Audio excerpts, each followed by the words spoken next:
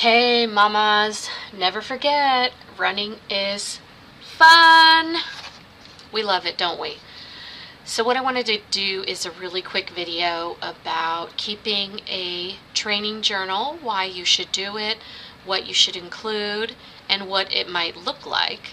And I wanted to give you an idea of some of the apps that you can use for keeping track of your training journal.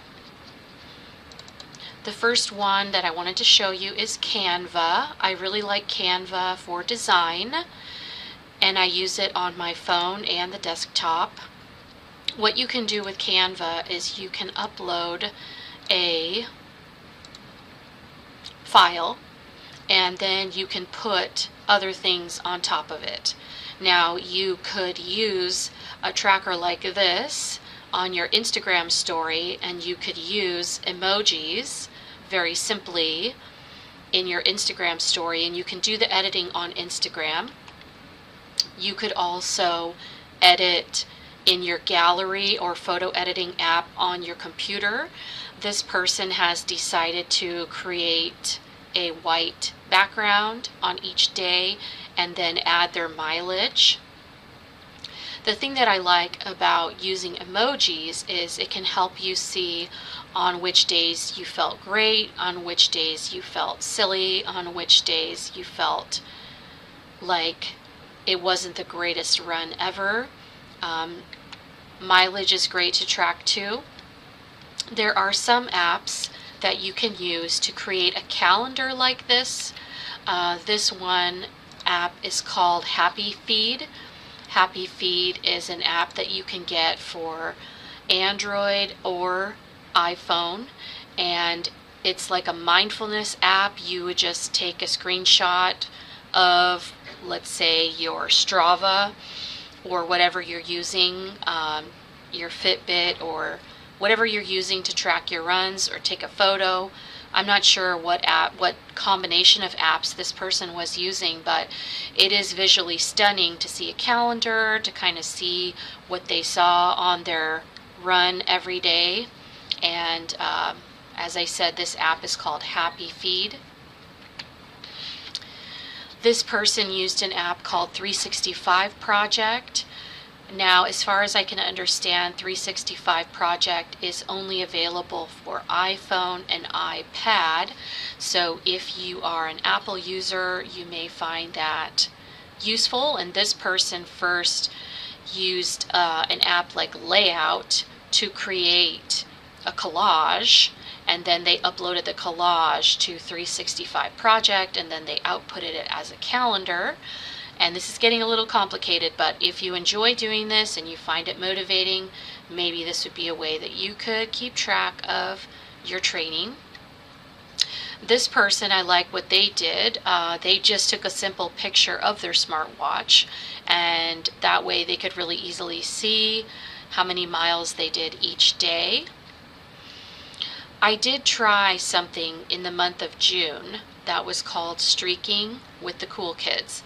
And the definition of a run streak is you do an intentional mile every day, whether it's walking or running. But the concept is that you're not using the number of steps accumulated over the whole day to count as your 1 mile. You're actually going out, you're doing a dedicated mile for however long it takes you, 15, 20, 25 minutes, and that is continuing your streak. I didn't love it because with the body that I have, I got into a real deficit as far as healing goes, and I found it hard to recover with making it a point to run or walk every single day. My body got really tired of that, and by the end of the month I was so happy it was over. So for me, I learned that streaking is not my jam, but some people love it. This person, now I understand this was earlier on and technology moves on so quickly. This person used an app called Collect, which I think is no longer with us anymore, but she's using her fingers to say how many miles she did that day, I think is what's happened here. So that's a real simple way to keep track of it. Now, this person did some very serious math. I'm not 100% sure what all these numbers mean, but I'm guessing it's mileage and pace per mile. So if that's important to you when you're keeping track of your runs, maybe you want to keep track of your pace or your pace improvement over time, you could keep track of that. This person decided to create a garden out of their tracker where they put different flowers and bees and snails and things you would find in the garden every day, and also a flag on the 4th of July and a graduate on a day where they went to graduation, and maybe the French flag when they started watching the Olympics. So there's lots of fun little themes that you can do. You can go old school. You can find a printable like this where maybe this person wrote down how many minutes they did in their February, and you would just color in part of the letter on that day of the month, and you could stick this on your fridge, very low tech. Okay, so I have covered Canva slightly, I've covered Happy Feed slightly, and I've covered Project 365 slightly. If you want a more in-depth tutorial about Canva, let me know in the comments of this video. I really cannot demonstrate Project 365 because, as I said, you need an Apple device for that, and I don't have that. But if you want to see a separate tutorial on Happy Feed, I could definitely download that app and start using it just to show you how it works. One of the videos that I have been wanting to make for a long time is how to keep a training journal, and also why to keep a training journal. And I found this book by Jeff Galloway, an Olympian, and his wife, Barbara, who is also a very strong runner. They suggest that when you keep a training journal, it can be just like a notebook where, like a diary, you would write the date, you would write the distance that you went, you would write the outdoor temperature or something about the weather. Maybe you would write down your mile splits or your average pace. You would write down your route or where did you run, the time of day that you did the workout, if you kept track of your heart rate. They also suggest that you should get your resting heart rate right when you wake up as a measurement of how well rested you are. And if your resting heart rate is higher than your average, then you're not very well recovered. If your resting heart rate is lower than average, then you're very well recovered and you're ready for a tough workout. Our smart watches nowadays do a lot of these calculations for us, but it's interesting to remember that all of these things were done and noted by athletes long before there were smartphones and smartwatches. You may want to keep track of the humidity or dew point. You may want to keep track of the length of time you ran. You may want to keep track of the elevation change. I found that learning about elevation change was helpful for me when I was a cyclist, because if I had a sense of what I considered a hard ride with a certain elevation gain, then I would know, okay, 600 feet of climbing, wow, that's kind of a lot. 2,000 feet of climbing, that for me is not a fun ride. I don't want to go on that ride. It just gave me a frame of reference if I tracked my workouts and I wrote down like what seemed like a lot of climbing to me or what seemed like an easy route to me. That way, if somebody proposed a new route, I had a frame of reference of like, oh, that's enjoyable or that's going to be a sufferfest. If you used intervals, you can keep track of your walk-run strategy. If you included intentionally some special segments like a sprint or hill, that you want to brag about, you could definitely comment on that, especially if you have good company like your run club besties. Write that down, because workouts with friends are always more fun. You could write down whether you ran on the pavement, asphalt, gravel, off-road, whatever you like, or if you went through a park. The overall vibe, you could just do a simple scale like 10 out of 10 or 8 out of 10 or 5 out of 10, whatever.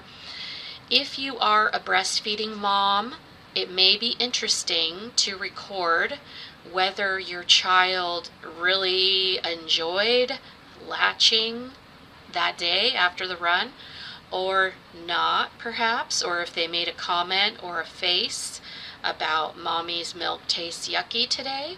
You could take note of that. I have heard that running doesn't necessarily interfere with your milk supply in terms of volume, but it may, if you spend a lot of time near your aerobic threshold, or if you do a really hard training run, you may have a buildup of lactic acid, and that may cause your milk to taste a little bit sour or different from how it normally tastes. Interesting. You may want to write that down if that's of interest to you. You could write down whether you did that workout on an empty stomach or on a full stomach, or how many hours was it since your last meal when you started the workout, what nutrition you took on during the training, or maybe, as Jeff Galloway suggests, write down what you ate the night before, and if that led you to have a good training session, or if you had any GI distress. You could talk about how many ounces of liquid you had during the workout or after the workout, or if you had any trouble with your digestion. This to me was very overwhelming, and I definitely do not keep this detailed of a training journal. I can show you some things that I do keep track of. I find it motivating to keep a list of all of the races that I've done. What was the distance? What was my finish time? What was my pace per mile? And that way, when I run that race again, I can either say, well, I'm about as well trained up as I was when I did that, so maybe I'll be able to, that's a reasonable finish time for me at this time, or maybe I need to recalibrate my expectations based on my past. So in terms of what I actually track now, I put the day of the week, I put the week of our session, week 1 through 8, I put the date, and I put the distance in miles, I put the duration in hours, minutes, seconds, I put the pace, I also put whether I ran the whole time, if I did intervals, if I walked only, whatever my run walk strategy, if I had one, or if I did intervals. I also just in general, I put in general, where did I go? So that's a really simple, for me, this works. Although yes, my data is on Strava, but I just find this a little bit easier to look at.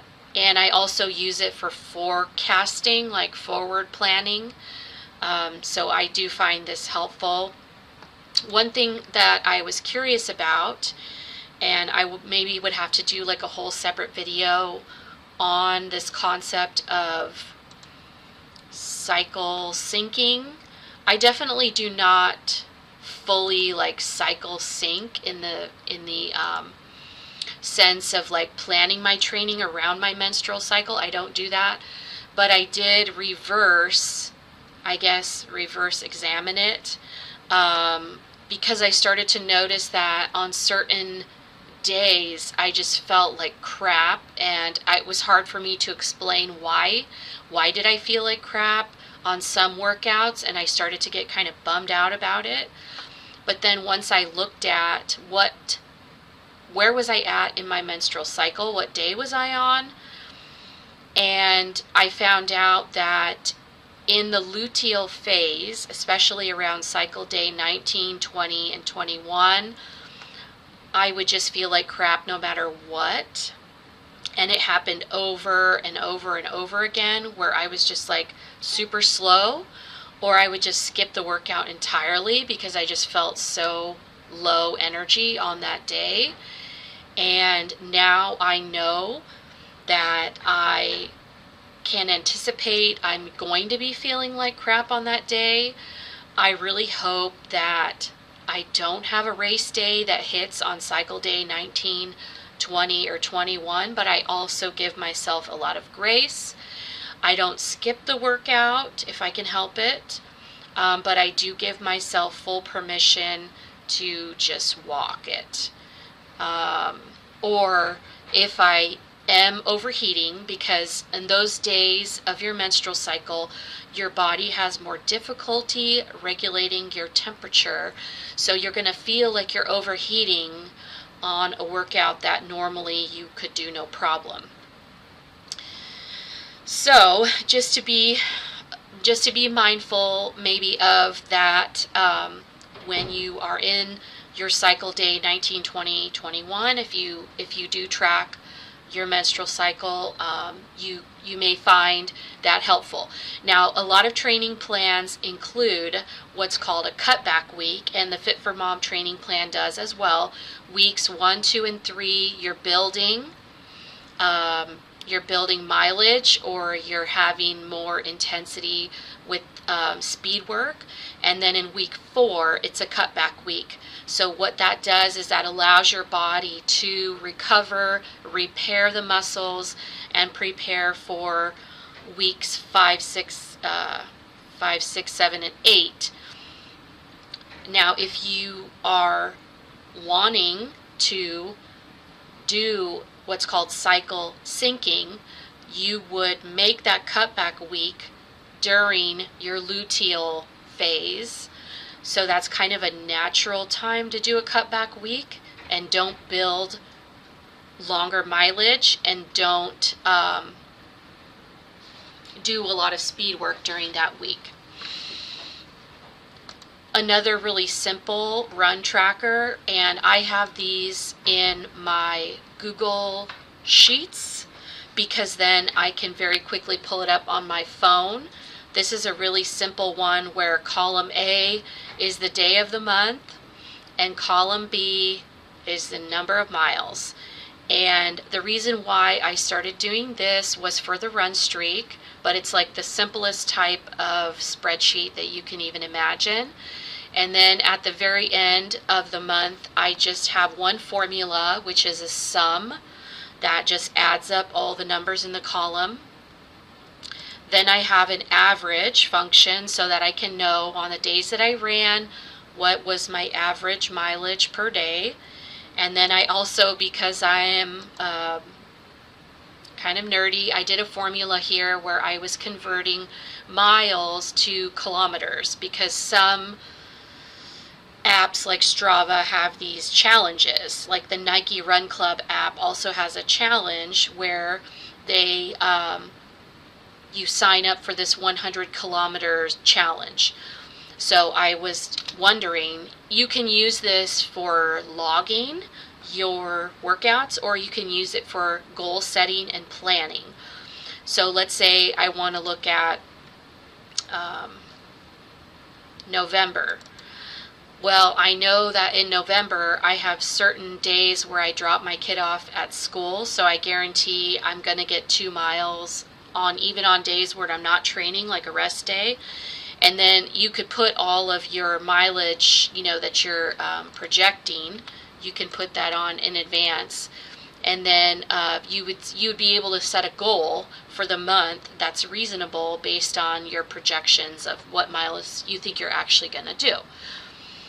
all of these things, it's like take it or leave it. If you find it motivating, go for it. If you find like this type of tracking is too much work and you're not really getting anything out of it, then, don't worry about it.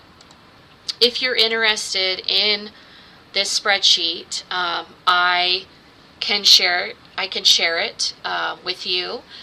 This is another thing that I do for long-term planning. This is a adaptation of the Jeff Galloway beginner marathon training plan that's freely available from Run Disney, and it is a 29-week plan. And what I liked about it is that it was very approachable.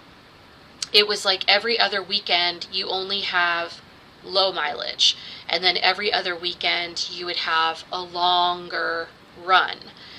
And then during the week you're doing maintenance runs, which are just 2 miles or so, 30 minutes. So I was like, wow, that sounds like a beginner training plan that I could work into my life. And then you can see I also put on there the routes of our run club and other races and stuff that I have. So this is one way of doing long-term planning where each row is 1 week, and then you have a column for Tuesday, Thursday, or your weekday runs and your weekend run. Okay, so that's all I guess I want to say about keeping a training journal. I hope that there was something that you found useful out of this video, and hopefully you find it motivating. Obviously, if you want to use the Fit for Mom tracker that is provided with Run Club, you certainly can do that. I have not tried actually using that yet, and I've already been doing Run Club for almost a year now. So maybe next time around I'll give that a go. And hopefully you'll find something that works for you. Take care, runners. See you out there.